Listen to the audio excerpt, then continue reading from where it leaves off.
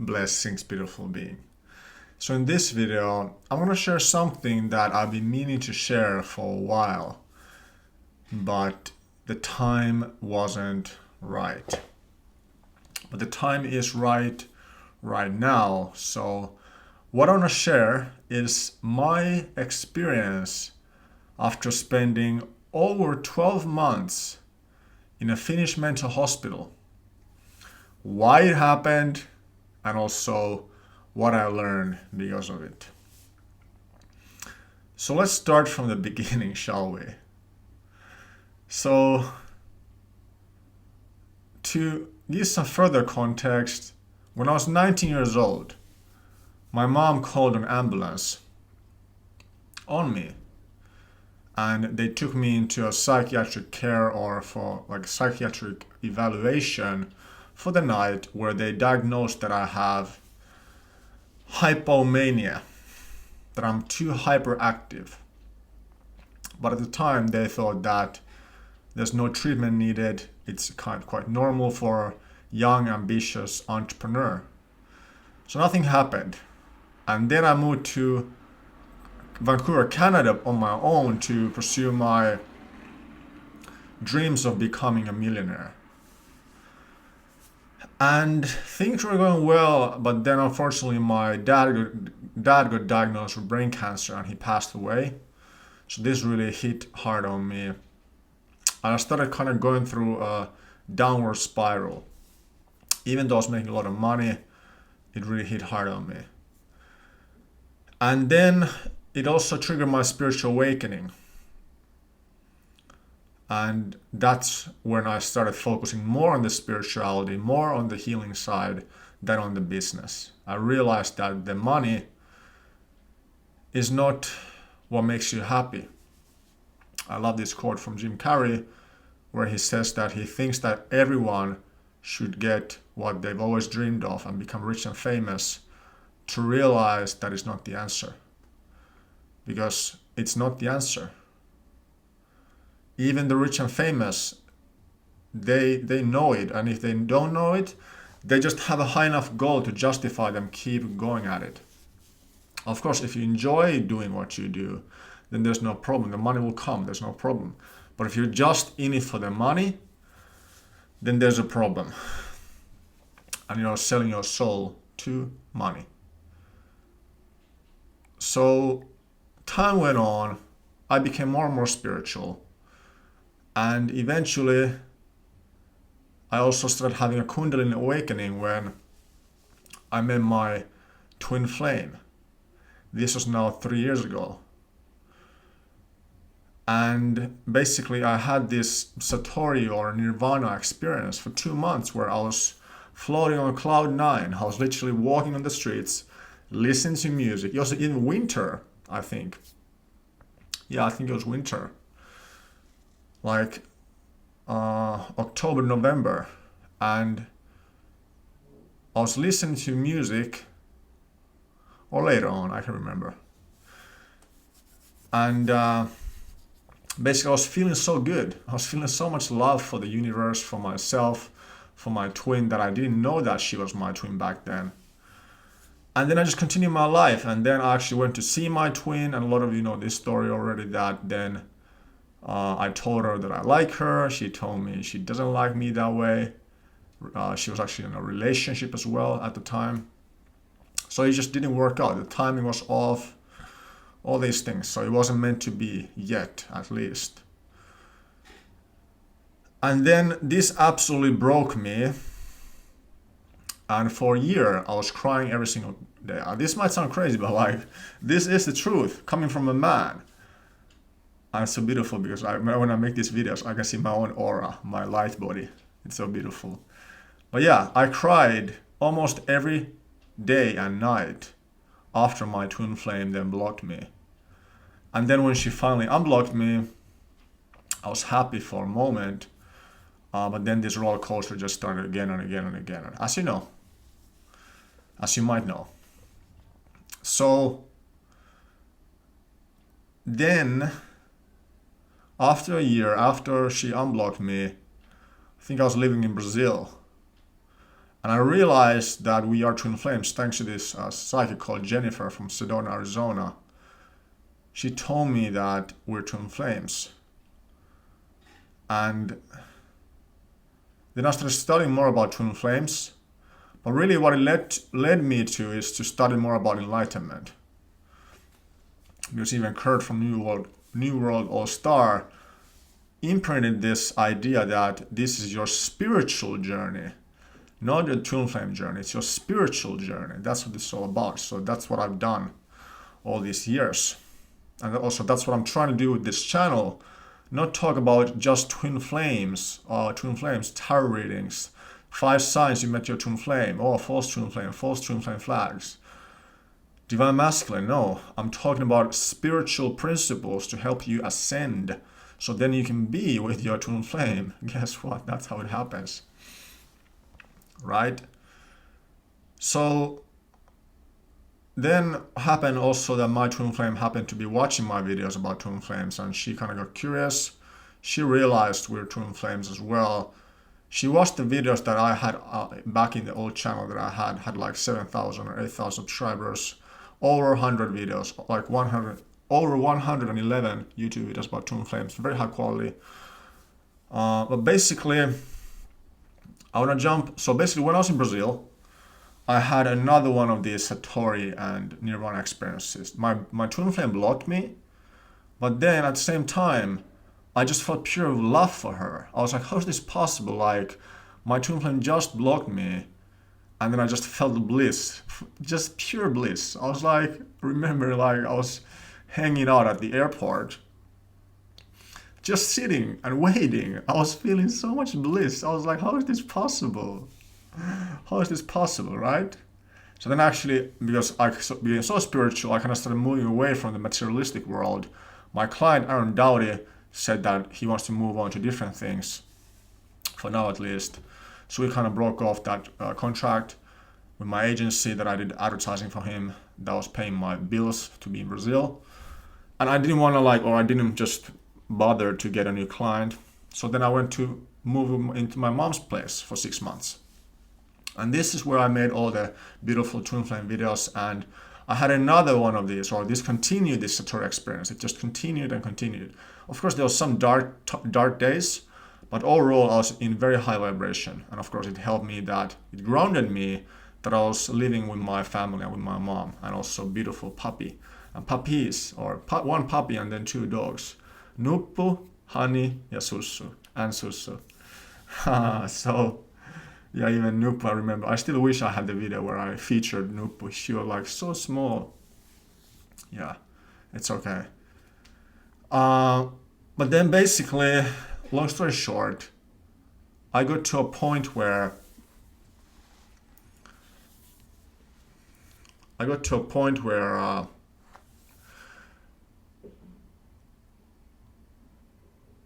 I started getting these messages from the universe and from high above to delete the twin flame videos. Now, if I really look back at it, this was probably the most certain that I've ever felt in my life. My twin flame was saying, Klaus, I'm not going to ask you to not continue. Like, she didn't, just to be clear, like, she didn't tell me, Klaus, delete the videos.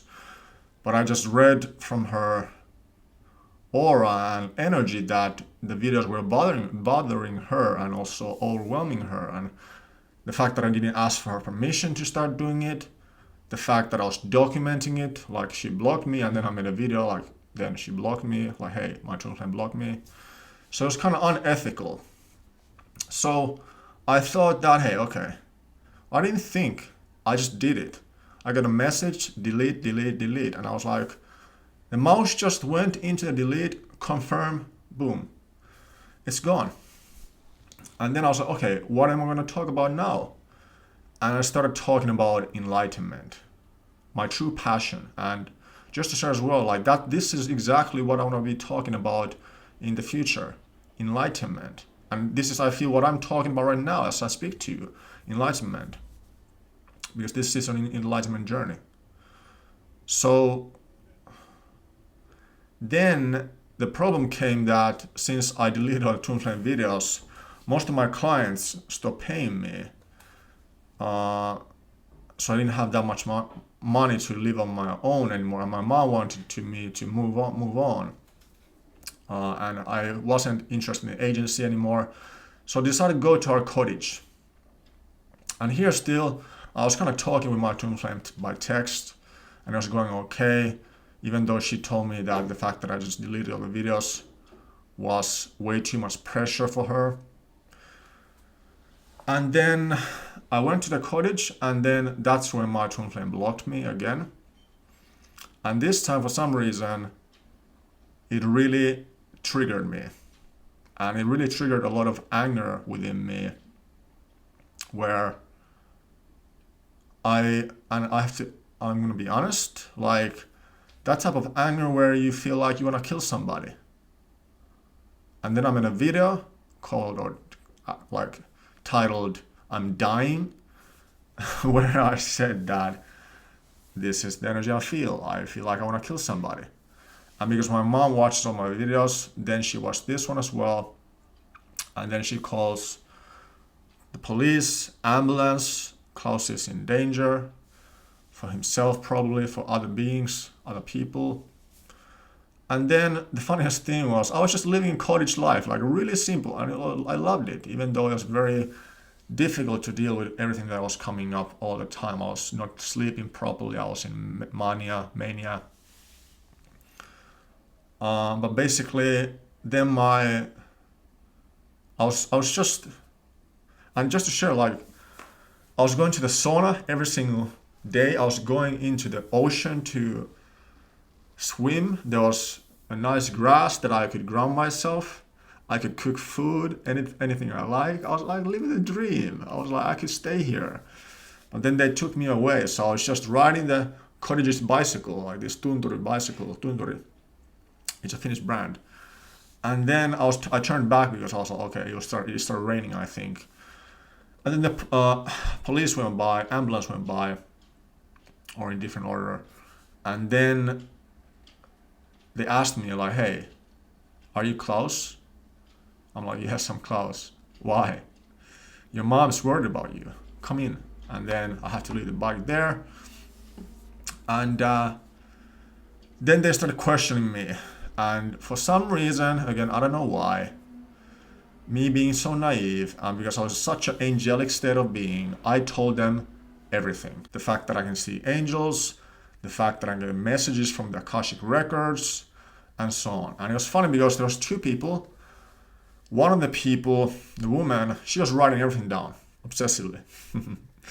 But then the man was taking it in like a student. And I was awakening him. And at the end of the drive to the psychiatrist to be evaluated, the man was like, look, like, this makes a lot of sense. Thank you for sharing. I was like, no problem. No problem at all. One soul rescued. One soul rescued. Then I went into evaluation and the doctor was like, oh my God, this guy is crazy. Cuckoo, cuckoo. And I was like, what is happening here? I was questioning everything. I was like, yeah, I was just trolling as well, a little bit. And then they took me in. They took me first I had to literally drive, or they drove me back to my home city, or where my mom lived. And from there, I stayed the night there, I believe, because like they thought that was the place I need to be at. I even made like a YouTube live back then when I was in the hospital.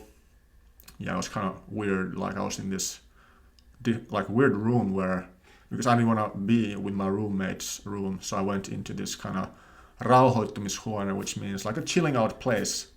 There was this beach wallpaper. Yeah, OGs can know this. If you watch that ever, you can know what I mean. You can remember what I mean. And then they took me to the real place, which is in Helsinki, because I'm from Helsinki.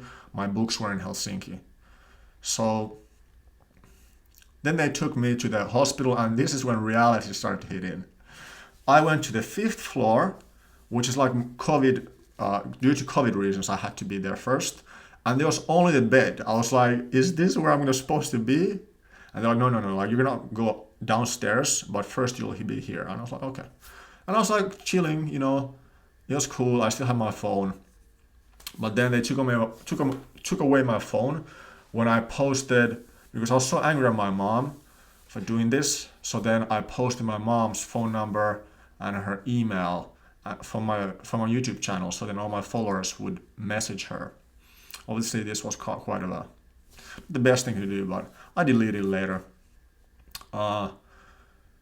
So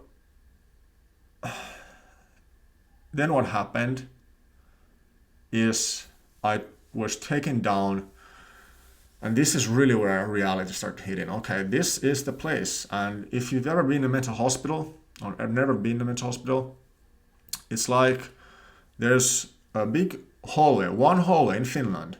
I've been actually to 3 different mental hospitals in Finland, Portugal, and Spain, or Las Palmas, or Gran Canaria. Well, that's the same thing.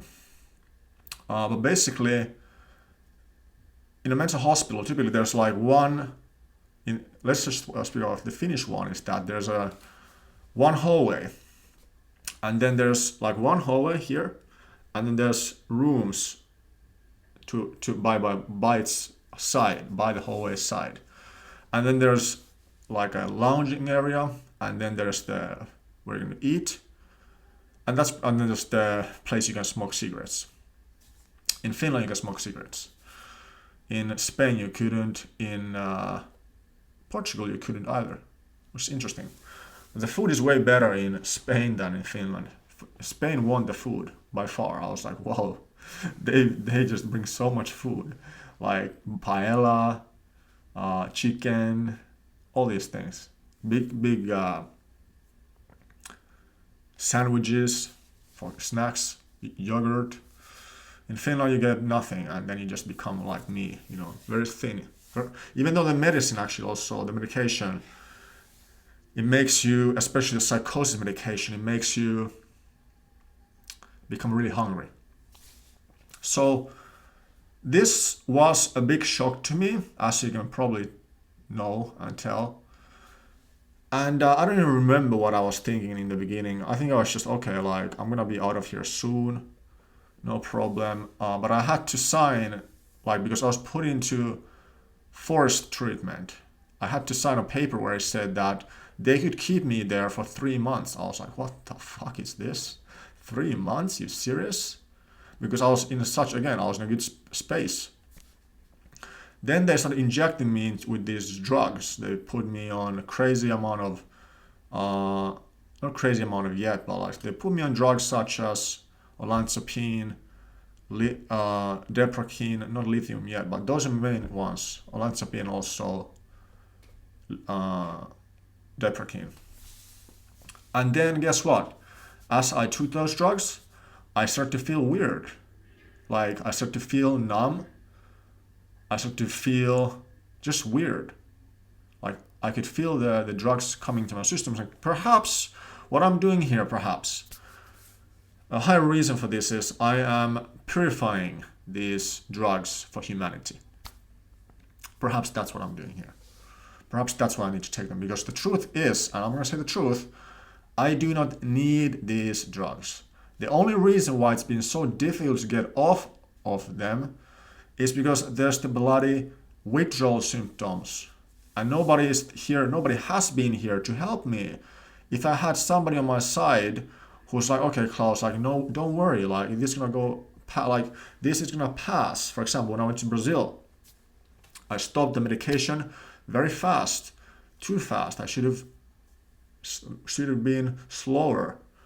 So I need to consult a psychiatrist, and then also I need to have a person by my side who can support me emotionally, spiritually, and so on. That's what I feel. That's what I feel will get me out of drugs. And of course, everybody, my mom, the doctors here, nurses here, they want me to be on drugs forever. because they think that I have bipolar, they think that I have schizoaffective disorder. Bipolar, I start to question, do I have it? I get that I don't have it, if I ask myself. I get that I don't have the schizoaffective either. What I had though is a Kundalini awakening. And did I have psychosis? I'm getting mixed signals. I don't know if I had psychosis either.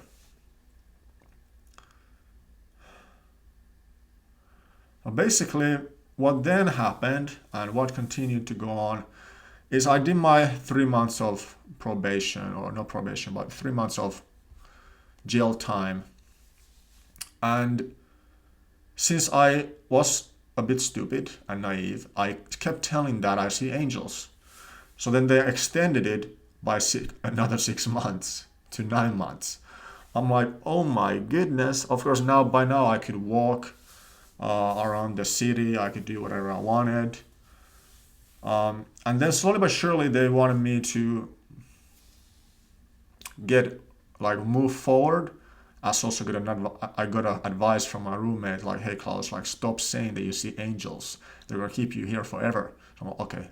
Then I stopped saying that I see angels. Boom. They stopped using one drug on me. So sometimes it's good to lie, but I don't want to lie, honestly. So, but yeah.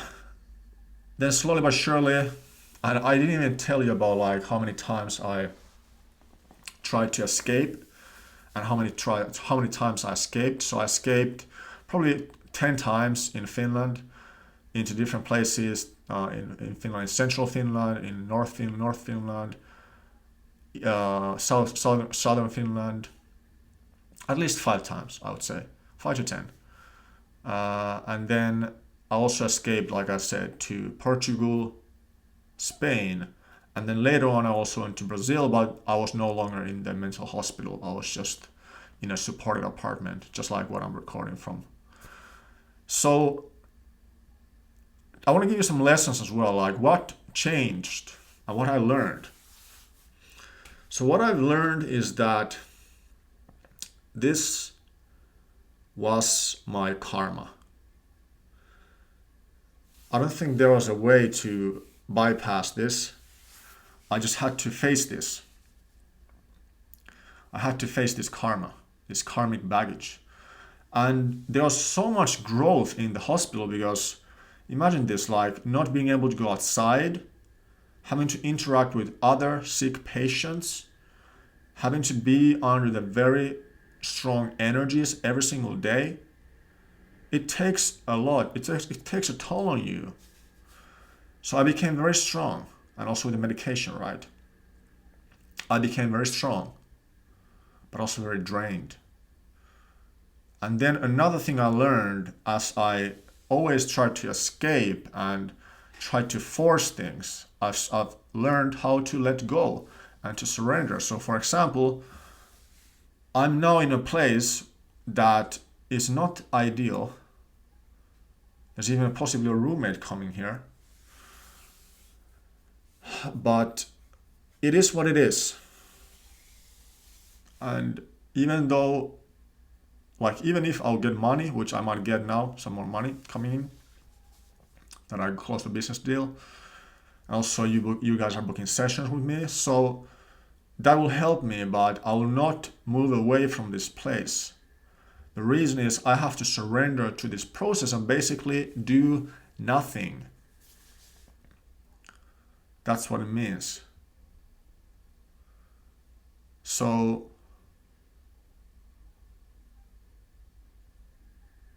that's my advice for you as well, like spiritual advice. Like wherever you are, what if you just did nothing and allowed the universe to manifest these things for you? For example, like with the business deal, I didn't do anything. I set the intention, like this was crazy. I set an intention, it would be nice to have a client. Went couple days later, boom, a client reached out. I'm like, that's crazy. Same thing with the YouTube channel as well. I had no intention to really start it again. But I was like, why not? And now I'm doing it.